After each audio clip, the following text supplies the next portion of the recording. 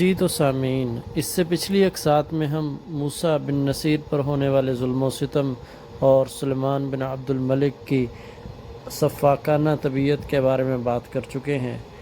اس قسط میں ہم اسپین کی فتح کے یا اسپین پر حملے کی وجہ کیا بنی بنیادی اس پر بات کریں گے۔ تو یہ کوئی پرانی بات نہیں تھی کہ امیر مصر و افریقہ موسیٰ بن نصیر نے ایک عیسائی حکمران کی فریاد پر طارق بن زیاد کو بلایا تھا۔ 3-4 سال پہلے کا ہی تو یہ واقعہ تھا۔ دمشق کے قید خانے میں بیٹھے ہوئے موسیٰ بن نصیر کو گزری ہوئی زندگی کا ایک ایک واقعہ یاد آ رہا تھا۔ اس کی بوڑھی آنکھوں کے سامنے گزرے ہوئے لمحوں کا قافلہ الٹے قدم چلتا رہتا تھا۔ وہ نہیں یاد کرنا چاہتا تھا اس وقت کو جو گزر گیا۔ اس کے آہستہ آہستہ مدھم مدھم دھڑکتے دل کو تکلیف ہوتی تھی۔ دل کی یہ دھڑکن ماتمی دف کی مانند تھی۔ وہ تو مہجور اور مقہور زندگی کے باقی دن گزار رہا تھا۔ اس کے دل میں تعسف نہیں تھا، کوئی پچھتاوا نہیں تھا۔ اس نے اللہ کا نام اور دین کا پیغام بحر ظلمات کے پار پہنچا دیا تھا۔ اب ناکردہ گناہ کی اسے جو سزا مل رہی تھی اس نے اللہ سے گلہ شکوہ نہیں کیا تھا۔ وہ جانتا تھا کہ اللہ اس سے ناراض نہیں۔ وہ دنیا سے رشتہ تو توڑ چکا تھا۔ اس نے ذہنی طور پر قبول کر لیا تھا کہ اسے اسی قید خانے میں جان دینی ہے اور اسے گمنامی میں کہیں دفن کر دیا جائے گا۔ شاید اس کی نماز جنازہ بھی نہیں پڑھی جائے گی۔ اسے معلوم نہ تھا کہ وہ جہاں کہیں بھی دفن ہوا دفن نہ بھی ہوا اور اس کی لاش دریا برد کر دی گئی تھی۔ تاریخ اسلام میں وہ ہمیشہ زندہ رہے گا۔ جب تک سورج اپنی تمازت سے زمین کو زندہ رکھے گا، چاند اور ستارے کرۂ ارض کی راتوں کو روشن رکھیں گے، موسیٰ بن نصیر کا نام زندہ و پائندہ رہے گا۔ اسے معلوم نہیں تھا کہ طارق بن زیاد کہاں ہے۔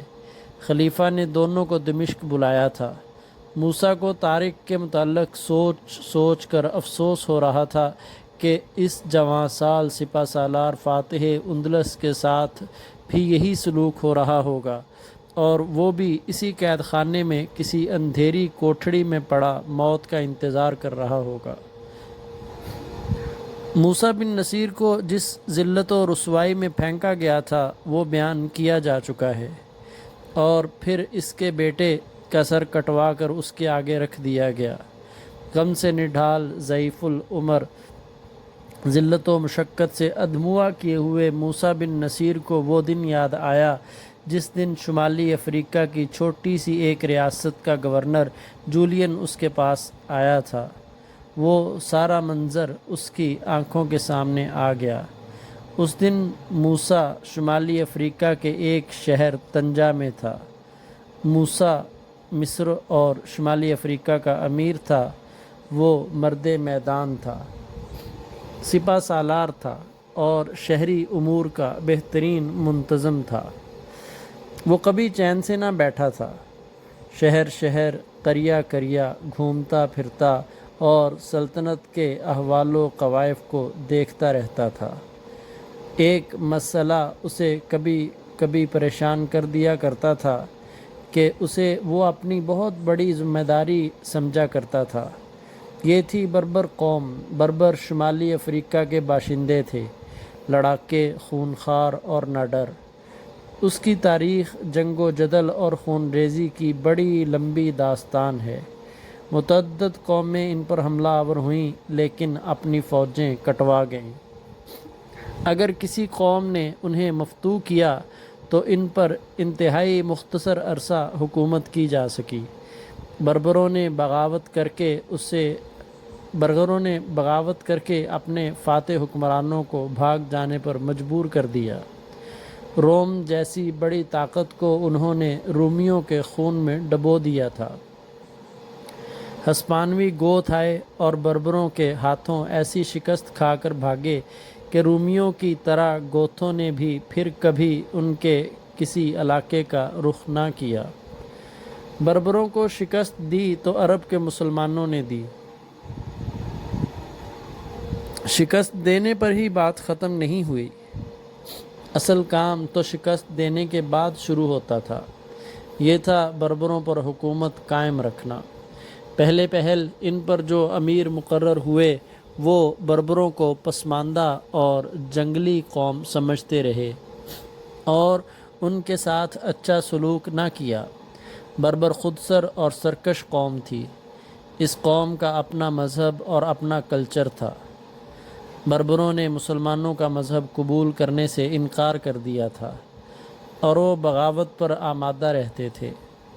موسیٰ بن نصیر سے پہلے امیر نے بربروں کو محکوم اور غلام سمجھنا چھوڑ دیا اور انہیں معاشرے میں شہری انتظامیہ اور فوج میں اہمیت دی، رتبے اور عہدے دیے اور اسلامی مساوات کے اصول بربروں کو عربی معاشرے میں جذب کرنا شروع کر دیا۔ مشکل یہ تھی، بربر عرب کے بدوؤں کی طرح قبیلوں میں بٹے ہوئے تھے۔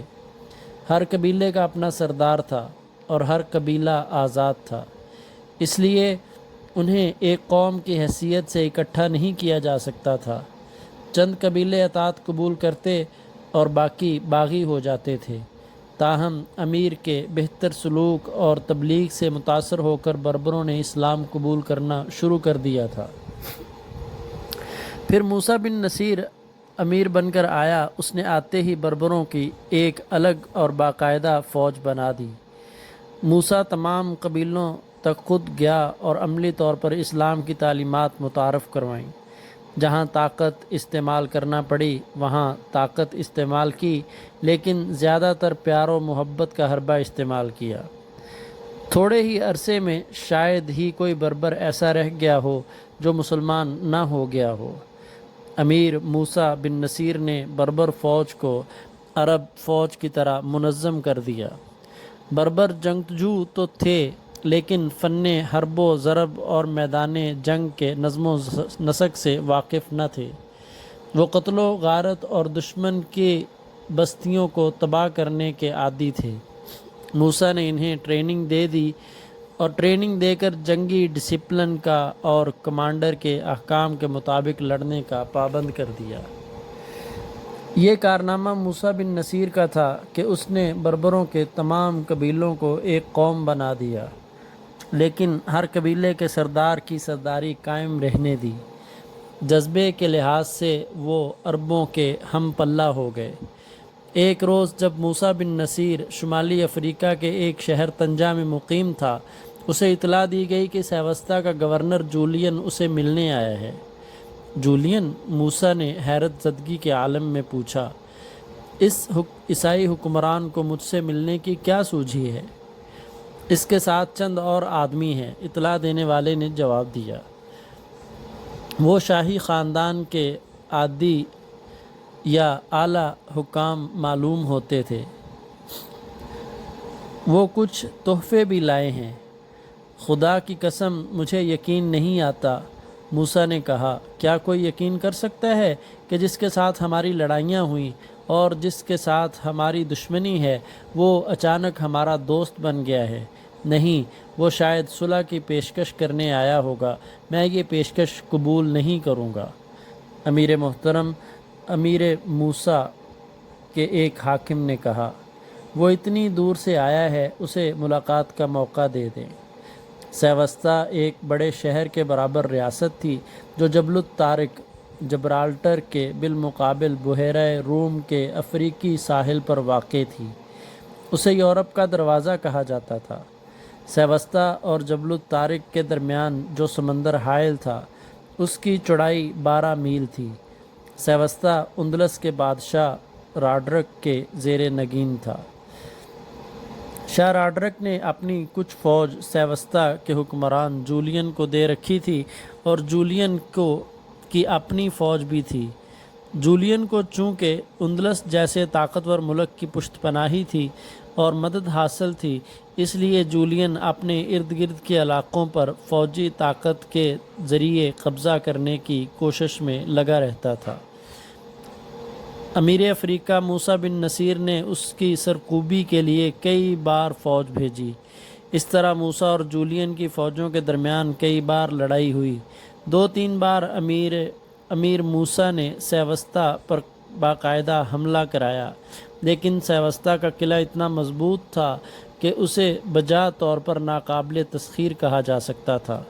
جولین کی فوج کو قلعے میں ہی روکے رکھنے کے لیے موسیٰ نے سیوستہ کے ارد گرد بربر فوج بٹھا رکھی تھی، اور موسیٰ نے اس ارادے کا اظہار بھی کیا تھا کہ جولین کے فتنے کو ہمیشہ کے لیے ختم کرنے کے لیے سیوستہ پر بھرپور حملہ کرے گا اور محاصرے کو طویل کرے گا، اور قلعے کی فوج اور دیگر لوگوں کو بھوک اور پیاس سے مجبور کر کے جولین سے ہتھیار ڈلوائے گا۔ اس صورت میں خطرہ یہ تھا کہ اندلس کے شاہ راڈرک کی فوج، جس کی تعداد 2 لاکھ ہو سکتی تھی، جولین کی مدد کو آنے کا امکان تھا۔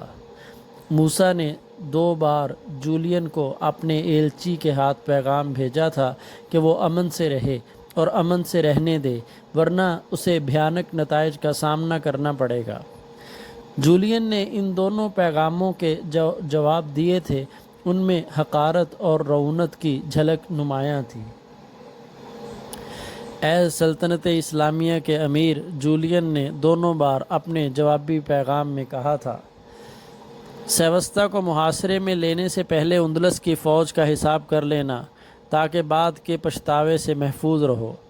وہ خود سر اور سرکش دشمن موسیٰ سے ملنے آیا تھا۔ موسیٰ نے اشارہ کیا اور اسے اندر لے آؤ۔ شاہانہ لباس میں ملبوس جولین شاہانہ چال چلتا اس کمرے میں داخل ہوا، جس میں موسیٰ اپنے 2-3 مشیروں اور 1-2 سالاروں کے ساتھ بیٹھا ہوا تھا۔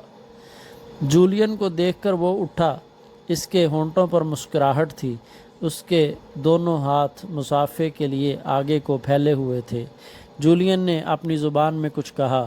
کاؤنٹ جولین والی سیوستہ کہتے ہیں، جولین کے ترجمان نے بربر زبان میں کہا، میں امن و امان سے آیا ہوں، امن و امان سے رخصت ہوں گا، دوستی کا پیغام لایا ہوں اور دوستی کا مژدہ لے کر جاؤں گا۔ ہمارے گھر میں کوئی بدترین دشمن آ جائے تو اسے بھی ہم دوست سمجھتے ہیں۔ موسیٰ بن نصیر نے جولین سے بغلگیر ہوتے ہوئے اور پھر اسے اپنے ایک بازو کے گھیرے میں لے کر کرسی کی طرف لے جاتے ہوئے کہا، آپ کے دل میں خواہ کوئی خطرناک ارادہ ہی کیوں نہ ہو، ہم آپ کو دوست سمجھیں گے۔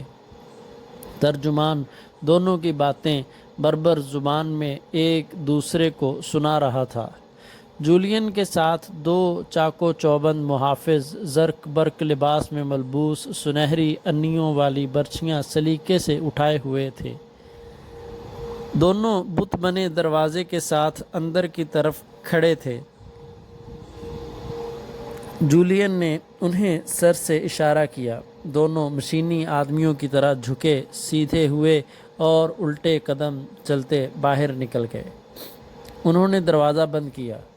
کھلے ہوئے دروازے میں سے 2 سیاہ فام آدمی، جن کے سروں پر سفید ٹوپیاں اور کمر کے گرد چمکتے ہوئے کپڑے تھے، ایک بکس دائیں اور بائیں سے پکڑے ہوئے اندر آئے اور بکس موسیٰ بن نصیر کے آگے رکھ دیا۔ ڈھکنا کھولا، دونوں موسیٰ کے آگے 2 زانو ہوئے اور سجدے میں چلے گئے۔ سجدے سے اٹھے اور جھکے ہوئے الٹے قدم چلتے باہر چلے گئے۔ فوراً ہی ایسے 2 اور حبشی غلام ایسا ہی بکس اٹھائے دروازے میں داخل ہوئے۔ امیر سیوستہ موسیٰ بن نصیر نے کہا، اپنے ان آدمیوں سے کہہ دو مجھے سجدہ نہ کریں اور جھکیں بھی نہیں۔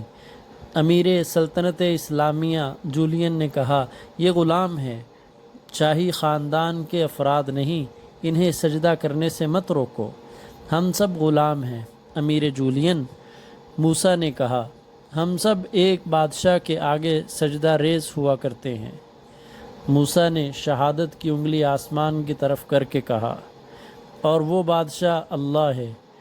ان آداب کی پابندی آپ اپنے دربار میں کریں، ہم سب اس وقت اللہ کے دربار میں بیٹھے ہیں۔ کیا آپ نے مسلمانوں کو کبھی اکٹھے نماز پڑھتے نہیں دیکھا؟ موسیٰ نے پوچھا، دیکھا تھا امیر افریقہ؟ جولین نے کہا، جب آپ کی فوج نے سیوستا کا محاصرہ کیا تھا تو ایک شام قلعے کی دیوار پر جا کر میں نے آپ کی فوج کو ایک آدمی کے پیچھے صف در صف نماز پڑھتے دیکھا تھا۔ کیا آپ نے کچھ محسوس کیا تھا؟ موسیٰ نے کہا، سالار اور سپاہی، اعلیٰ اور ادنیٰ، سفید اور سیاہ، حاکم اور محکوم اکٹھے کھڑے تھے۔ وہاں کوئی پابندی نہیں تھی کہ حاکم اگلی صف میں اور ماتحت پچھلی صف میں کھڑے ہوتے۔ اسلام میں آقا اور غلام میں کوئی امتیاز نہیں۔ اللہ کے حضور کھڑے ہو کر سب ایک ہو جاتے ہیں۔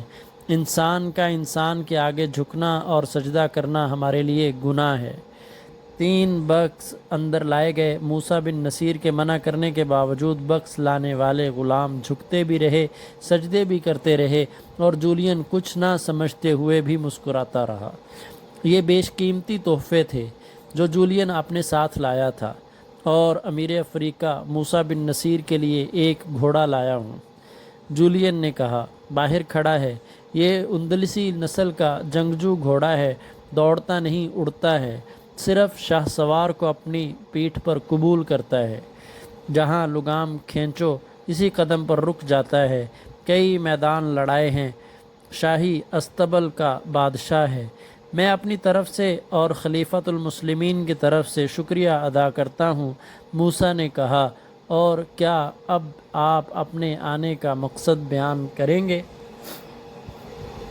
تو ناظرین، سامعین، اس کے بعد سیوستا کے حاکم جولین نے اپنے آنے کا مقصد بیان کیا۔ وہ ہم اگلی قسط میں آپ کو تفصیل سے سنائیں گے۔